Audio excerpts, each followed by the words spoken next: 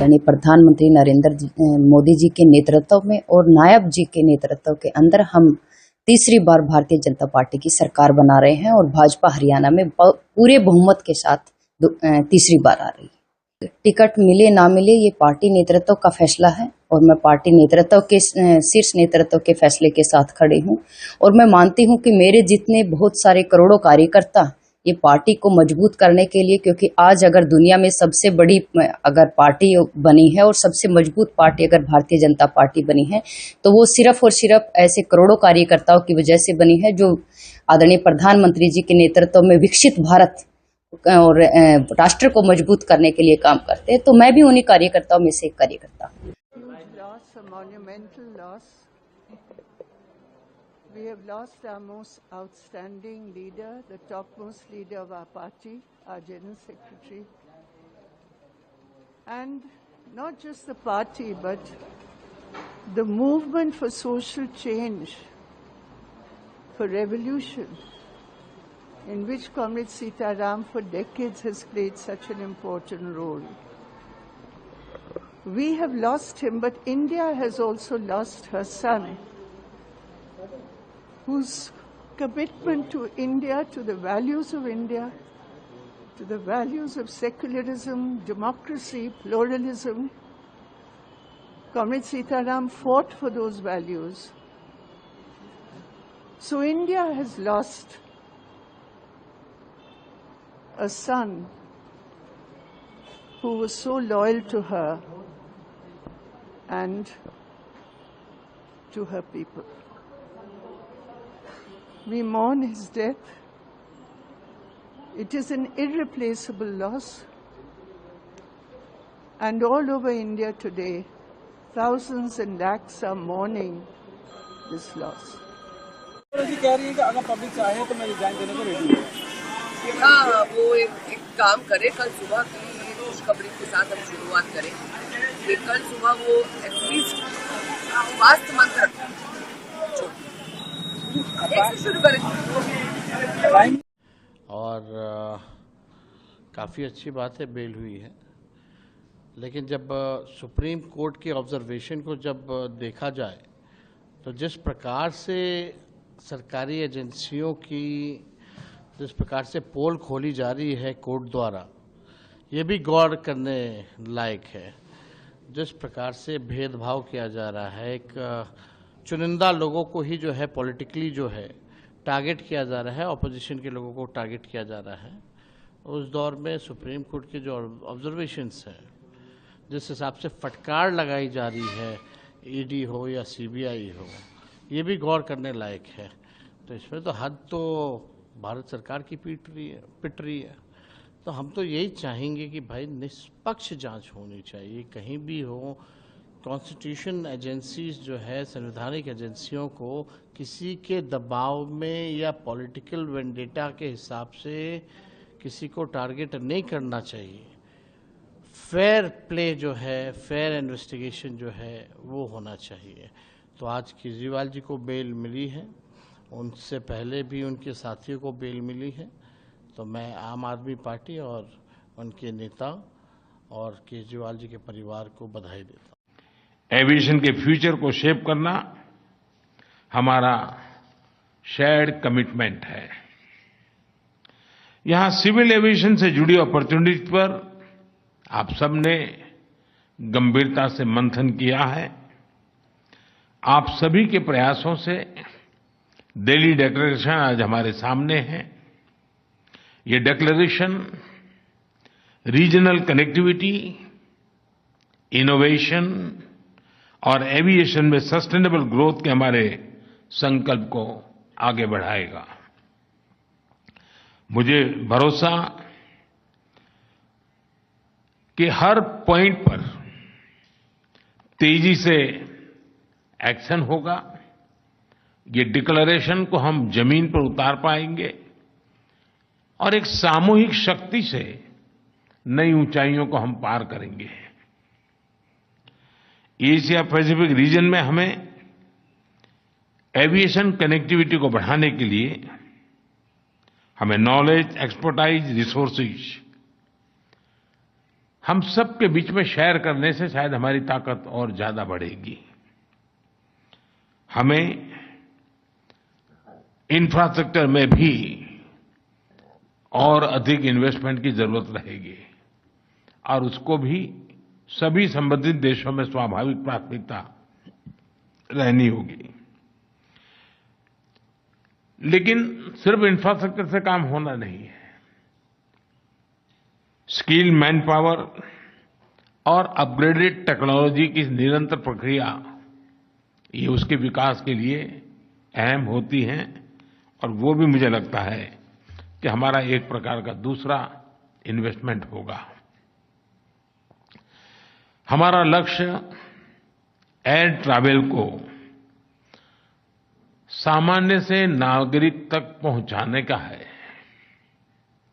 हमें air travel को safe, affordable और सबके लिए एक्सेसिबल बना। आपका आज निधन हो गया है, इस पर सीताराम येचुरी जी का इस तरह से हमको छोड़कर जाना अचानक सिर्फ हमारे लिए नहीं, देश के लिए भी क्षति पहुंचाने वाला उनका मृत्यु की खबर है। लगभग 5 दशकों से देश की राजनीति में येचुरी जी का नाम हमेशा रहा है। कम्युनिस्ट पार्टी के वो महासचिव थे, लेकिन वैसे नेता थे communist.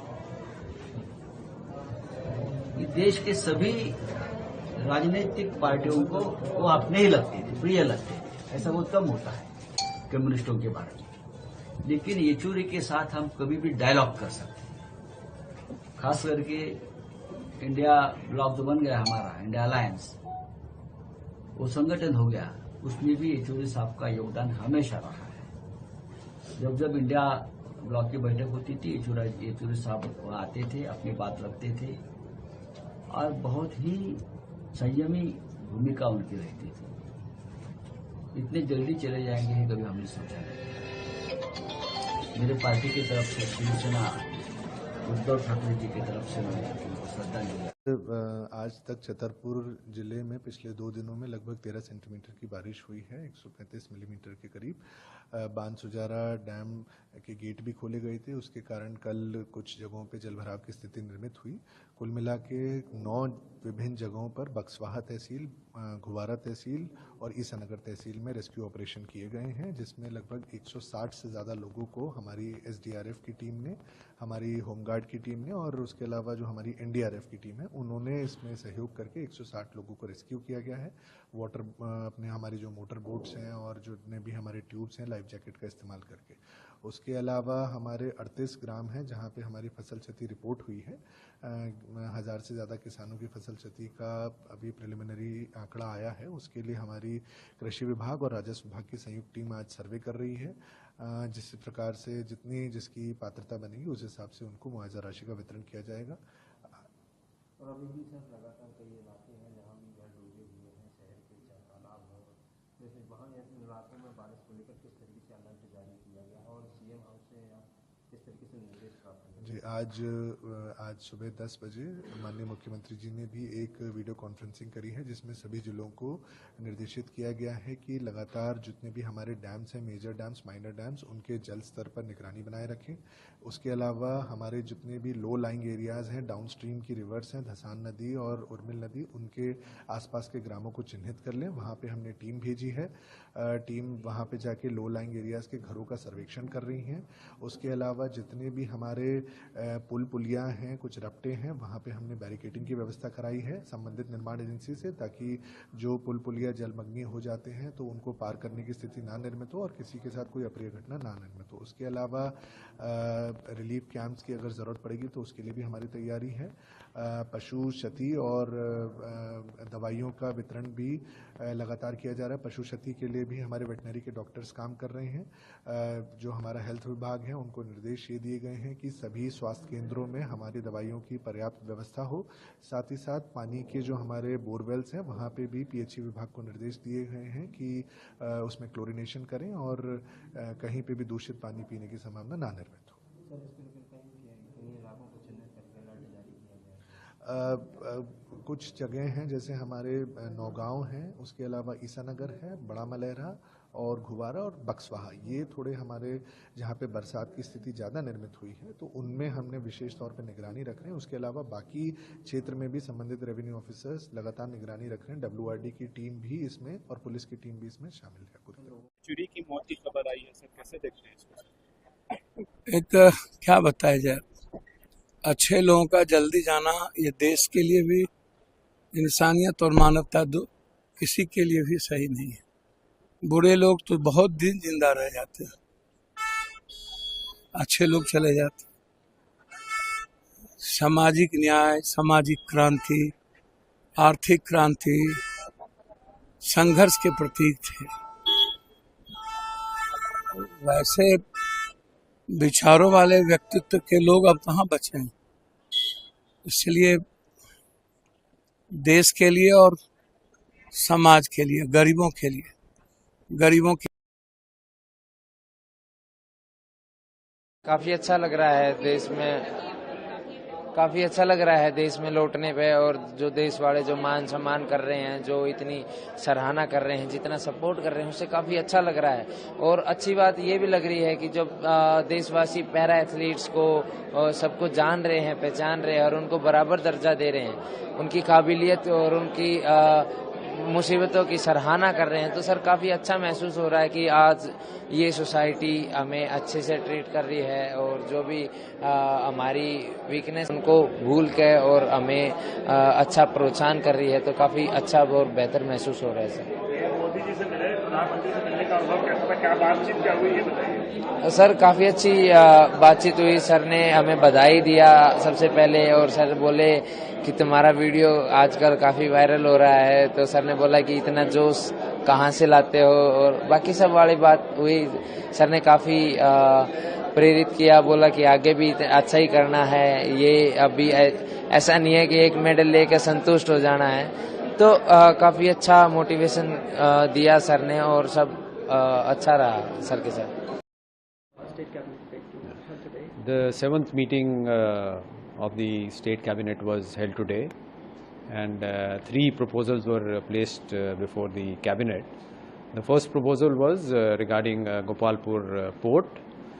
The government of Odisha had through an international competitive bid selected a consortium of parties for developing it on a build, operate and transfer basis for 30 years.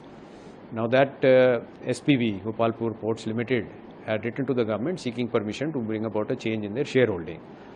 At present, the shareholding was held by Shapoorji Pallonji Limited and Odisha Stevedores Limited in the ratio of 56 and 44%. So they were seeking permission for the new shareholding, which will be 95%, will be with Adani Ports Limited, and 5% will be with Odisha Stevedores Limited, and this proposal was approved. The second proposal was regarding rehabilitation assistance to families of government servants if they during the period of service there is an unfortunate death. And in that definition of eligible persons in a family, we have included married daughter and stepdaughter, which was not there earlier. The third proposal was pertaining to Agniveers. After their 1-year training and the 4-year mandatory period where they are with the armed forces, we have made 10% reservation for Agniveers who will not permanently join the armed forces, and in all our uniformed services like excise, police, fire and forest services. So the cabinet has given its approval to all the 3 proposals. देखिए, ये वो लोग हैं जो लंबे समय तक राहुल गांधी जी की इमेज को डैमेज करने में लगे हुए थे। अब जब नेता प्रतिपक्ष बन गए हैं, जिस प्रकार परफॉर्मेंस दी उन्होंने हाउस के अंदर भी हाउस के बाहर भी, उसे बुखलाए गए हैं अभी। इसलिए जो अमेरिका यात्रा के अंदर भी आप देख रहे हैं कि वो कहते कुछ हैं, उसका या मतलब दूसरा निकालते हैं, पर जनता सब समझती इन बातों को, इन बातों में आने वाली नहीं है। सर मल्लिकार्जुन खड़गे जी का बयान आया था, उसमें उन्होंने बोला कि अगर हमारी 20 सीटें और होती तो 400 वाले पार वाले। वो तो ठीक है, अच्छी बात है, क्या उन्होंने कही वो तो ठीक ही कहा है, पर मेन बात है कि राहुल जी के बारे में जो है, जो माहौल पूरे कंट्री में अभी 3 दिन से बनाने का प्रयास किया गया है, इसमें कामयाब नहीं होंगे। राहुल गांधी जी की जो सोशल सिक्योरिटी की है, उसको लोगों ने मैं समझता हूँ कि समझ गए हैं कि इसका मतलब क्या है सोशल सिक्योरिटी का, और लोगों की उम्मीदें या अपेक्षाएं पूरे देश के अंदर राहुल गांधी से है। इसलिए मैं कह सकता हूँ कि जो कुछ भी ये बोल रहे हैं या कमेंट कर रहे हैं अपनी पार्टी के लोगों को भड़का रहे हैं। अब आप देखिए, एक नेता ने कह दिया राहुल गांधी की भी वो स्थिति होगी जो इनकी दादी की हुई थी। आज तक जो इनके अध्यक्ष हैं बीजेपी के, उनका बयान नहीं आया।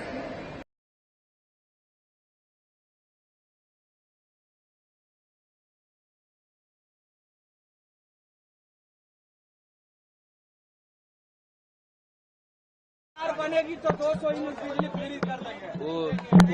कोई रात को स्वप्न देखता है तो बिजली देने को स्वप्न देख रहे हैं, तो स्वप्न देखने में क्या मना है, देखते रहे वो। और शराबबंदी को लेकर लगातार जो है आप जेडीयू के नेता और आपके कई जो पकड़ा रहे हैं। देखिए, शराबबंदी के बारे में हम सदा कहा है कि शराबबंदी कोई खराब नहीं है। हम लोग सब मिलकर के शराबबंदी का प्रस्ताव बिहार में लिया था, तो हम उसको खराब कैसे कहेंगे। लेकिन उसके क्रियान्विति में, एग्जीक्यूशन में गड़बड़ी हो रही है, और वो गड़बड़ी हो रही है कि गरीब तबके के लोग अगर पाव भर भी कहीं सेवन कर लिया तो ब्रेथ एनालाइजर लगाया जाता है, जेल भेजा जाता है। और दूसरे तरफ जो हजारों हजार लीटर, लाखों लीटर का तस्करी कर रहा है, हाजी मस्तानी कर रहा है, उसको छोड़ा जा रहा है। और दूसरी बात कि हम सभी सपोर्टर्स रात में जब हम शराब पीते हैं तो हमको नहीं पकड़ा जाता है। बात साफ है, ऐसा नहीं होना चाहिए, दोरंगनी नीति है। इसीलिए नीतीश कुमार जी को कई एक बार कहा और धन्यवाद देते हैं कि वो तीसरी समीक्षा भी किए थे। हम अब कहना चाहते हैं नीतीश कुमार जी रियलिस्टिक आदमी हैं, वो चौथी समीक्षा करें और देखें कि इसमें गरीब लोग कितने प्रताड़ित हैं। 4 लाख 5 लाख के आसपास हमारे गरीब तबके के लोग ही विभिन्न प्रकार के केस मुकदमा में इन्वॉल्व हैं, जेल में हैं। तो ऐसा तो नहीं होना चाहिए। क्या संशोधन होना चाहिए इसमें सर? हम तो अरे भैया, हम तो आपसे कहा कि तीसरी समीक्षा उन्होंने की थी, अगेन समीक्षा करने की जरूरत है। राहुल गांधी बयान पर किस तरफ देख रहे हैं? राहुल गांधी तो देशद्रोही काम कर रहे हैं। हम घर के भेदिया लंका डाही की बात यहाँ पर आती है, तो हमारे घर में बहुत तरह की बातें हो सकती है। अच्छी बातों को कहना चाहिए जाकर के। अगर कहीं कोई गड़बड़ बात है, जबकि गड़बड़ी नहीं है, नरेंद्र मोदी जी के नेतृत्व में यहाँ जो भी चल रहा है बहुत ठीक चल रहा है। आर्थिक दृष्टिकोण से हम संसार का तीसरी शक्ति बन रहे हैं। 2047 में हम प्रथम शक्ति बनेंगे और विश्व नेता के रूप में उभर रहे हैं। यूक्रेन और रूस के ये में विश्व शांति दूत के रूप में हमारे नरेंद्र मोदी जी काम कर रहे हैं। ये सब बात की चर्चा उनको करना चाहिए, तो वो करते हैं। दूसरी तरह की बात, मेरा कहने का मतलब है कि देश के खिलाफ बाहर जाकर के कहना बहुत अनर्थ है, देशद्रोही कार्यक्रम है, उन पर कार्रवाई होनी चाहिए। ममता देवी को अगर थोड़ा सा भी सेंस होता, डेमोक्रेटिक सेंस, तो आज से 2 महीना पहले वो रिजाइन कर दी होती। महिला है और उसके राज्य में महिलाओं के साथ इस प्रकार का कार्रवाई हुई है और वो नखरा कर रही हैं। क्योंकि लॉ एंड ऑर्डर राज्य का मुद्दा होता है और इस परिस्थिति में वो संभाल नहीं सकी और अब दूसरे प्रकार के नाटक कर रही है बचने के लिए। कहने का मतलब सत्ता का लोलुप है, उसको इस्तीफा दे देना चाहिए। बिल मिलने के बाद अब आगे कई राज्यों के चुनाव। देखिए, मैं सीधे तौर पर कहता हूँ ये होना था और ये हर एक केस में होगा, क्योंकि सारे केस फेक फिक्टिशियस दिल्ली के बीजेपी दफ्तर में बैठ के बनाए गए थे। मैं बार बार आगाह कर रहा हूं कि इन्हें पता है सत्ता हस्तांतरण की चीज होती है। अभी हेमंत जी के केस में हाई कोर्ट का ऑब्जर्वेशन सुनिए, पढ़िए, और आज इस केस में पढ़िए। तमाचा पड़ा है ना, सिर्फ ईडी, आईटी, सीबीआई को नहीं, उनको भी पड़ा है जो ये स्कीम और प्लॉट करते हैं। तो एक संदेश तो साफ गया है, बाज आइए, क्योंकि कल को जब आप सत्ता में नहीं होंगे, ये एजेंसीज आपके दरवाजे पे भी दस्तक देगी। तभी भी हमें बुरा लगेगा, क्योंकि वेंडेटा नहीं, पॉलिटिक्स के लिए जगह नहीं होनी चाहिए। लेकिन हाँ, आज ये स्वागत योग्य है और मैं समझता हूं कि आम आदमी पार्टी, उनकी पूरी लीगल टीम को बहुत बहुत बधाई। जमानत मिला है, कोई रिहाई नहीं हुए हैं, सशर्त जमानत मिली है। दोषी है, अगर जो दोषी नहीं होते तो वो मुक्त हो जाते। और ये कोई भारतीय जनता पार्टी ने उनको जेल भेजा और न जेल से बाहर निकलने का अवसर दिया। ये तो संविधान के प्रदत्त संवैधानिक संस्था माननीय न्यायालय ने दिया है। ये लोग नौटंकीबाज लोग हैं। जब जाएंगे जेल तो करे मचाएंगे शोर, जब निकलेंगे तो ढोल बजाएंगे। ऐसे लोग संविधान में विश्वास नहीं है, संवैधानिक संस्था का अपमान करता है, और ऐसे मानसिकता के लोग संवैधानिक पद के योग्य नहीं है। अब तो ये साबित हो गया, सशर्त मिला है, इसका मतलब दोषी हो, संवैधानिक पद पर बने रहने का कोई औचित्य नहीं है। थोड़ी सी भी नैतिकता बची है तो संवैधानिक पद से इस्तीफा दे देना चाहिए केजरीवाल जी को। ये श्रीमान लालू प्रसाद यादव के दूसरा रूप छोटा भाई है। लालू प्रसाद यादव जी भी जेल जाते हैं तो शोर मचाते हैं, आंदोलन करवाते हैं, और जब रिहा होते हैं तो हाथी पर चढ़ के ढोल बजाते हैं। ये बंद करिए ये माहौल।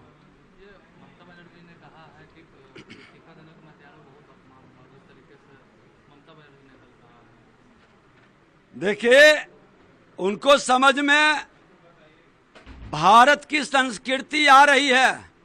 भारत के अंदर अराजकता और तुष्टीकरण की राजनीति से शासन बहुत दिन नहीं चलाया जा सकता। न्याय मिलना चाहिए था। महिलाओं के, एक महिला मुख्यमंत्री के देख रेख में महिलाओं के साथ इतना बड़ा जघन्य अपराध हुआ और आपने उस पर एक्शन नहीं लिया। आपको तो पद छोड़ देना चाहिए। आप नौटंकी क्यों कर रहे हैं कि हम इस्तीफा दे देंगे? कौन रोक रहा है इस्तीफा देने से? दे देनी चाहिए इस्तीफा आपको। एक आदर्श, अगर जो थोड़ी सी नैतिकता है तो एक आदर्श प्रस्तुत करें। बंगाल के गवर्नर ने ममता बनर्जी को कहा है कि कसम खाइए कि उनके साथ सामने संबंध साझा नहीं करेंगे, सामाजिक बहिष्कार। देखिए, माननीय राज्यपाल महोदय संवैधानिक पद पर है और उस पर हम कोई कमेंट नहीं करेंगे, लेकिन कोई भी भारतीय नागरिक जिसमें थोड़ा सा भी मॉरल होगा, इस तरह के जघन्य अपराध करने वाले के साथ सहानुभूति रखने वाले लोगों के साथ रहने में कहीं गौरवान्वित। पहले दिन से ही हम लोग ये कह रहे हैं कि ये पूरा मामला झूठ की बुनियाद पे खड़ा किया गया है, और इस झूठ को फैलाने में, इस झूठ को बनाने में जिम्मेदार कौन है? देश की सरकार, मोदी जी की सरकार, देश की तानाशाह हुकूमत, जिसने ईडी और सीबीआई को मिलाकर झूठ का पहाड़ खड़ा किया अरविंद केजरीवाल को बदनाम करने के लिए, आम आदमी पार्टी को बदनाम करने के लिए, हमारे नेता और हमारी पार्टी को खत्म करने के लिए।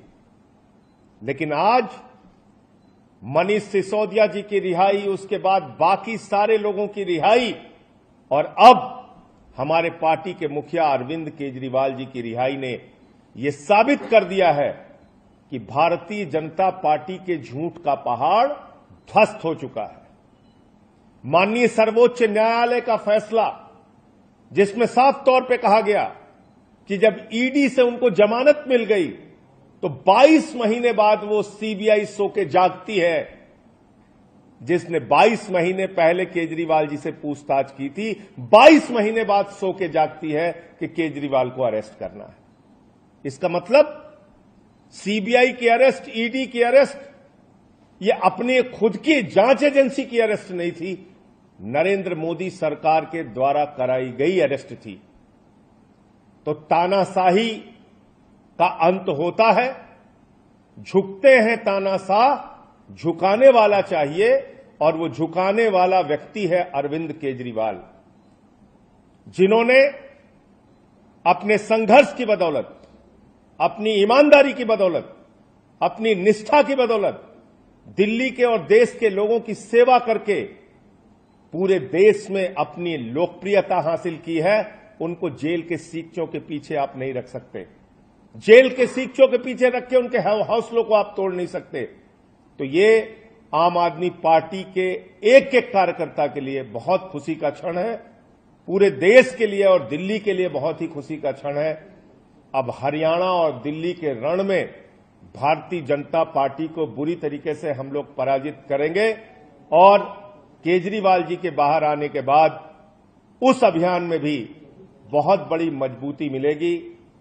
आज फिर से एक बार सुप्रीम कोर्ट ने यह कहा कि सीबीआई सरकार का तोता है। तोता मैना, ईडी, सीबीआई, इनका इस्तेमाल करके आप बाबा साहब के संविधान को खत्म नहीं कर सकते। इनका इस्तेमाल करके आप लोकतंत्र की हत्या नहीं कर सकते। इनका इस्तेमाल करके आप दिल्ली की चुनी हुई सरकार को खत्म नहीं कर सकते। अरविंद केजरीवाल की ईमानदारी और उनकी लोकप्रियता को खत्म नहीं कर सकते। यह सुप्रीम कोर्ट के फैसले से साबित हुआ है। तो मैं फिर से एक बार अपनी पार्टी की ओर से, केजरीवाल जी की ओर से, देश के उन तमाम लोगों को और तमाम राजनीतिक दलों को, इंडिया गठबंधन को, जिसने इस पूरी लड़ाई में हम लोगों का साथ